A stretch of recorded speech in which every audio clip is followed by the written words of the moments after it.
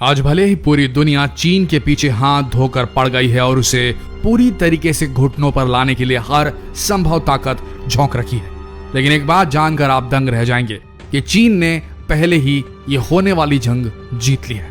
जी हाँ, चीन ने पहले ही इस दुनिया को गुलाम बना लिया है अपना। शायद आपको इस बात पर यकीन न आए, लेकिन यह सच है। आज दुनिया के हर देश में चीन अपने प्रोडक्ट्स की वजह से घुसपैठ कर चुका है। ये बात जानकर हैरान रह जाएंगे आप कि सन 2010 में, यानी कि आज से 10 साल पहले ही, हमारे इस प्लैनेट पर, अर्थ पर, पृथ्वी पर 1/3 जो भी सामान मौजूद है वो कहीं ना कहीं चीन में बनाया गया है। ये नौबत ले आई थी चीन ने, ले आई है कहना सही होगा। आज कोरोना वायरस की वजह से बहुत से देश चीन को और उसके प्रोडक्ट्स को बायकॉट करने की बात कर रहे हैं, लेकिन असलियत में ऐसा कर पाना बहुत मुश्किल हो चुका है।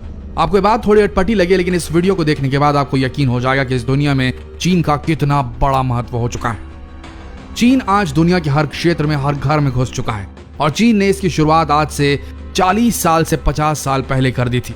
चीन ने 1970 के दशक में अपने देश में फैक्ट्रीज और मैन्युफैक्चरिंग पर ध्यान देना शुरू किया ताकि वो अपनी इकोनॉमी को सुधार सके। उसके बाद वो हुआ जो संभव नहीं था। एक कृषि प्रधान मंझोला किस्म का देश आज प्रोडक्शन हब बन चुका है पूरी दुनिया का। धीरे धीरे चीन में कई विदेशी कंपनियों का आगमन हुआ और एक दशक के बाद चीन में 500 से अधिक विदेशी कंपनियों ने जन्म ले लिया। चीन में बाकी देशों की कंपनियों का आगमन एक मुख्य कारण था वहां की लेबर फोर्स का महंगे होने का, क्योंकि चीन में लेबर फोर्स उस वक्त बहुत सस्ते हुआ करते थे और चीनी सरकार ने विदेशी कंपनियों को टैक्स में भी भारी छूट दे रखी थी। यही वो वजह रही जिसकी वजह से चीन में प्रोडक्ट्स बहुत ही सस्ते दामों पर बनाए जा सकते थे और अगर कोई देश उन्हीं प्रोडक्ट्स को अपने ही देश में बनाने की कोशिश करता तो वो चीन का मुकाबला उस कीमत पर, उस क्वालिटी पर नहीं कर सकता था, क्योंकि चीन सेम क्वालिटी, सेम क्वांटिटी, सिर्फ कम दामों में सामान बनाने की महारत हासिल कर चुका था। और इसी अपॉर्चुनिटी को देखते हुए दुनिया की बाकी कंपनियां भी अपने अपने कंपटीटर्स को हराने के लिए, बेहतर और सस्ता माल बनवाने के लिए चीन में अपने मैन्युफैक्चरिंग यूनिट डालने लगी। 1980 के दशक में चीन में करीब 500 विदेशी कंपनियों ने अपने मैन्युफैक्चरिंग यूनिट डाल दिए थे और 2010 के आते आते चीन पूरी दुनिया का 1/3 माल खुद ही बनाने लगा था। आज 50 साल बाद यह हालात है कि चीन एक मजबूत इकोनॉमी वाला देश बन चुका है। आज इकोनॉमी के मामले में अगर किसी देश का नाम यूएस के बाद आता है, अमेरिका के बाद आता है, तो वह है चीन। और ये सब हो पाया है चीन के सस्ते लेबर फोर्स और चीन की सरकार की बेहतरीन टैक्स नीतियों के चलते, जो बेहद आसान है नया काम शुरू करने वालों के लिए। आप इसी बात से अंदाजा लगा सकते हैं कि 1990 में चीन में एक लेबर की सालाना आय सिर्फ 10,500 रुपए थी और आज चीन में एक लेबर की सालाना आय 9,45,000 रुपए तक पहुंच चुकी है। आप देख ही सकते हैं कि कितना बड़ा अंतर है और इस बात से ये पता चलता है कि चीन में अब पैसों की कमी नहीं है, लेकिन आज की तारीख में चीन को एक मुजरिम की तरह माना जा रहा है। दुनिया का हर देश यही मान रहा है कि कोरोना वायरस चीन के वुहान शहर से निकला है, लेकिन चीन भी इस वायरस से अछूता नहीं था। इस वायरस के चलते चीन में भी लॉकडाउन हुआ था, जिसकी वजह से सारी कंपनियों को कुछ समय के लिए बंद कर दिया गया था।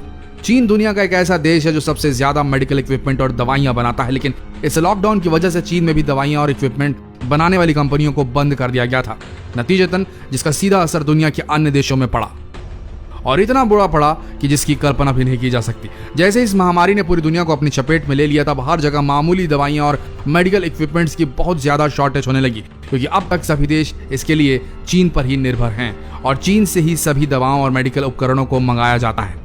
यहाँ तक कि छोटे छोटे घरेलू सामान बनाने वाली कंपनियों में भी रॉ मटेरियल की शॉर्टेज पैदा होने लगी, क्योंकि लॉकडाउन की वजह से चीन की बहुत सी कंपनियां कुछ समय के लिए बंद कर दी गई थी। आप अब इन्हीं बातों से समझ सकते हैं कि किस तरह से दुनिया का हर देश चीन पर निर्भर है।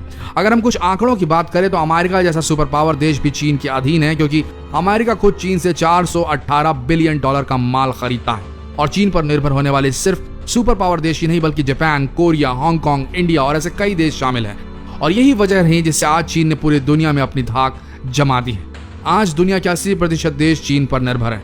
आप खाने पीने के सामान से लेकर जो भी प्रोडक्ट्स सोच सकें, लगभग हर प्रोडक्ट में कुछ न कुछ चीन के पार्ट्स जरूर मौजूद होते हैं और यही वजह है कि चीन आज से बहुत पहले पूरी दुनिया पर अपना कब्जा जमा चुका है। आज चीन दुनिया के हर घर में मौजूद है, जिसे घर से बाहर निकालना इतना आसान नहीं।